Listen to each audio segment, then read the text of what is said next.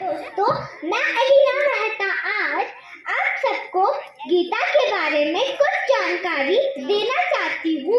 भगवत गीता एक हिंदू शास्त्र है जो कि वैदिक संस्कृत में है, जो हिंदू महाकाव्य और महाभारत का हिस्सा है।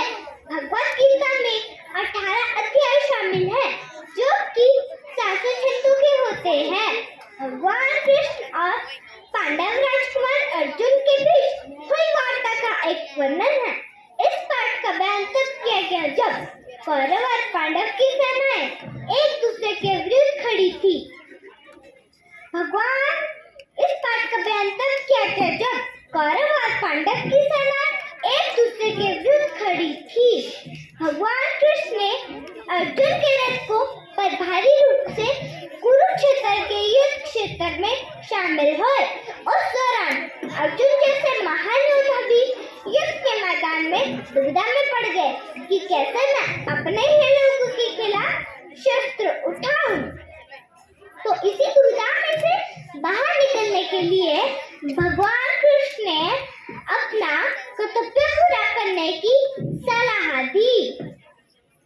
हिंदू विद्वान गीता को धर्म, भक्ति, ज्ञान और कर्म की अवधारणा के मिश्रण के रूप में वर्णित करते हैं। वे कहते हैं कि जिस अवधि में भगवान कृष्ण ने अर्जुन को गीता की शिक्षा दी थी, वह अवधि अर्जुन के जीवन काल का सबसे उपयुक्त समय था। तो ये थी गीता के बारे में कुछ जानकारी। दोस्तों, ऐसा माना जाता है कि गीता का अध्याय 11 बहुत ही महत्वपूर्ण है। तो आज मेरे सहपाठी आपको गीता के अध्याय 11 के बारे में कुछ जानकारी देंगे। तो उसके लिए मैं सबसे पहले बुलाना चाहती हूँ नमी ठाकुर को।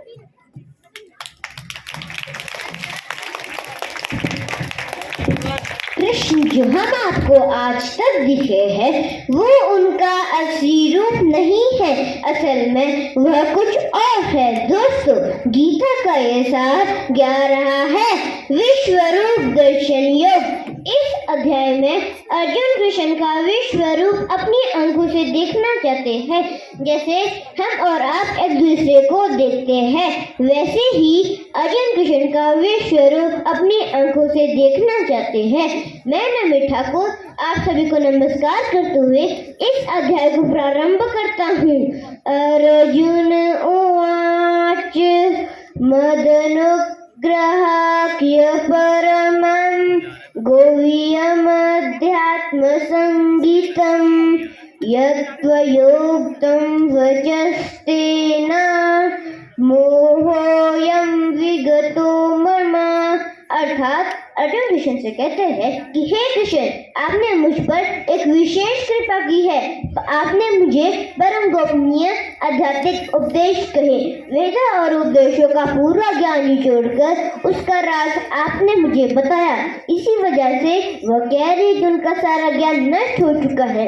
कहते हैं कि गीता के सुनने मात्र से अज्ञान दूर हो जाता है। दोस्तों, जैसा कि अर्जुन के साथ हुआ, यहाँ पर सुनने सिर्फ सुनने की क्रिया नहीं है।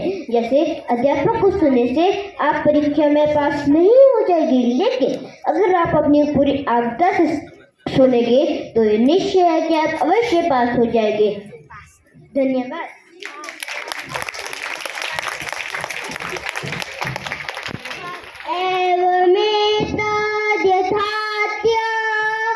त्वमात्मानं परमेश्वर द्रष्टुमिच्छामि ते रूपम् ऐश्वरं पुरुषोत्तम। अर्थात कृष्ण की महिमा अर्जुन ने खुद उनके मुख से सुन लिया, परंतु अर्जुन परमेश्वर से कहते हैं, हे पुरुषोत्तम, आपका ज्ञान, ऐश्वर्य, शक्ति, बल, वीर्य और तेज से युक्त ऐश्वर्य रूप को मैं प्रत्यक्ष देखना चाहता हूँ। लेकिन कृष्ण की महिमा अर्जुन को कृष्ण कि जिस महिमा को अर्जुन को बताया उसे परम गोपनीय कहते हैं।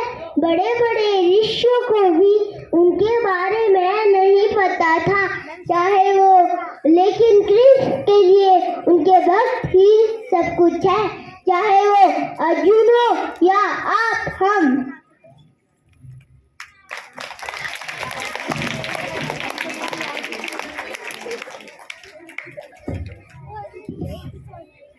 मन्यते यदितच्छक्यं मया दृष्टोमिति प्रभो योगेश्वर ततो मे त्वं दर्शयात्मानमव्ययम्।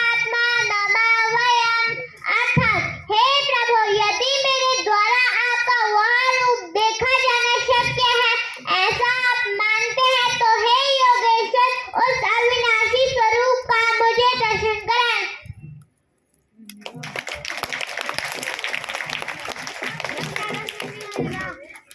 पश्यादित्यान्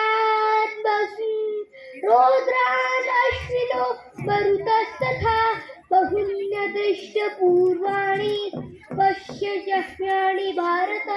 कृष्ण अर्जुन को अपना असली रूप प्रत्यक्ष दिखाने जा रहे हैं। ऐसा कभी नहीं हुआ था। कृष्ण के वास्तविक रूप के बारे में कल्पना करना भी संभव नहीं। कल्पना के लिए भी कुछ आधार चाहिए होता है। जैसा कि खुद कृष्ण ने कहा है कि वो अव्यक्त है, तो जो अव्यक्त है आप उसे कैसे सोच सकते हैं? लेकिन उसकी भी जरूरत नहीं। कृष्ण कहते हैं, हे भारतवंशी अर्जुन, तू मुझमें आदित्य को अर्थात अदिति के 12 पुत्रों को, 8 वसुओं को, 2 अश्विनी कुमारों को, 49 मृग गणों को देख तथा और भी पहले न देखे आश्चर्यमय रूपों को देख।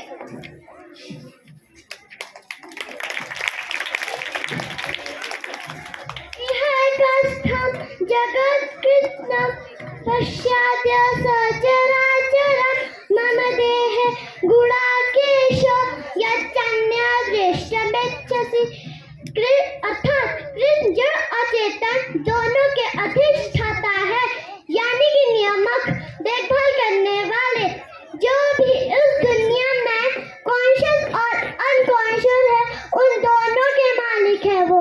जमीन, नदी, पहाड़ सब उन्हीं की ही कमाया है, और हम में जो आत्मा है उसी का ही तो एक अंश है। तो सबसे बड़ी बात ये उठती है दोस्तों कि अगर कृष्ण का वास्तविक रूप देखेंगे तो हमें भी तो सब कुछ दिख जाना चाहिए।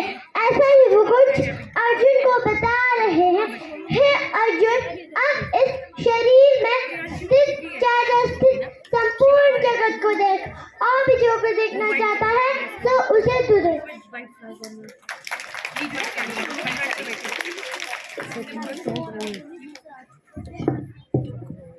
ना तू शक्यते दिष्टुमनः चक्षुः दिप्तन्ततामिते चक्षु पश्य योगेश्वरम्।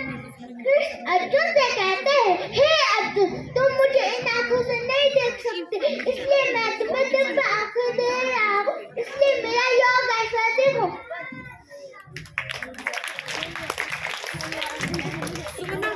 एवं मुक्त्वा ततो राजन् महायोगेश्वरो हरि दर्शयामास पार्थाय परमं रूपमैश्वरम्। अर्थात संजय बोले, हे राजन, महायोगेश्वर और सब पापों के नाश करने वाले भगवान इस प्रकार अर्जुन को दिव्य स्वरूप दिखलाए।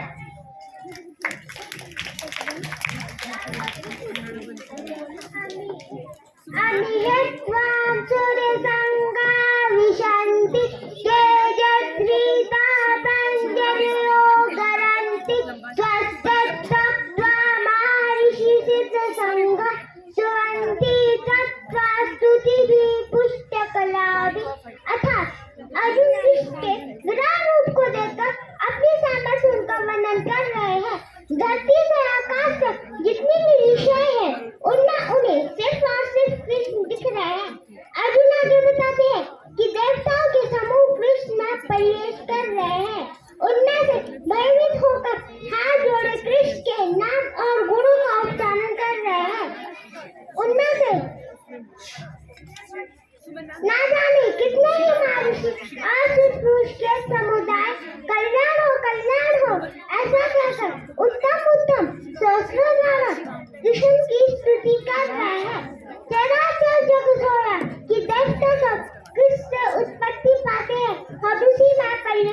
जाते हैं।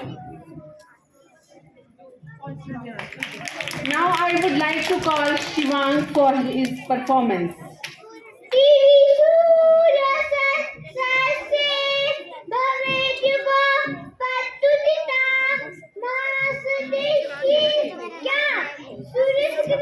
खिला सकते हैं क्या? उसे टच देख सकते हैं? विश्व विराट रूप को देखना एक नहीं हजारों सूर्यों को देखने के समान है। इसलिए अर्जुन ने अपनी आंखों से नहीं देख सकते हैं। जब कृष्ण का विराट रूप सामने आया, ऐसा लगा आकाश में हजारों सूर्य एक साथ उदय हो गए हो। जब हजारों सूर्य एक साथ उदय हो तो सोचिए कितना ही प्रकाश होगा, उतना ही प्रकाश उस समय अर्जुन के सामने था। Well done, Shivang. A big round of applause to class first alpha students.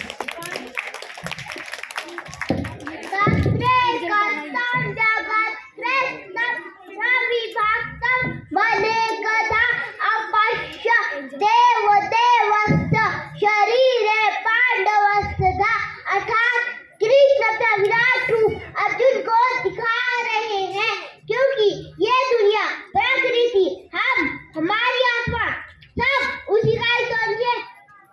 इसलिए जरूरी है कि जो अर्जुन को दिए उसमें हमारा पूरा विश्व और हम शामिल हो।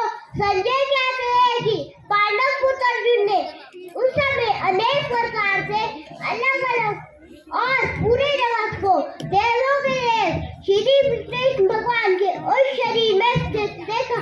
अब अर्जुन को ये जगह अलग अलग और बंधा हुआ दिख रहा है। Well done, students. तो ये थी जानकारी गीता के अध्याय 11 के बारे में। उम्मीद है कि आप सबको पसंद आई होगी। A big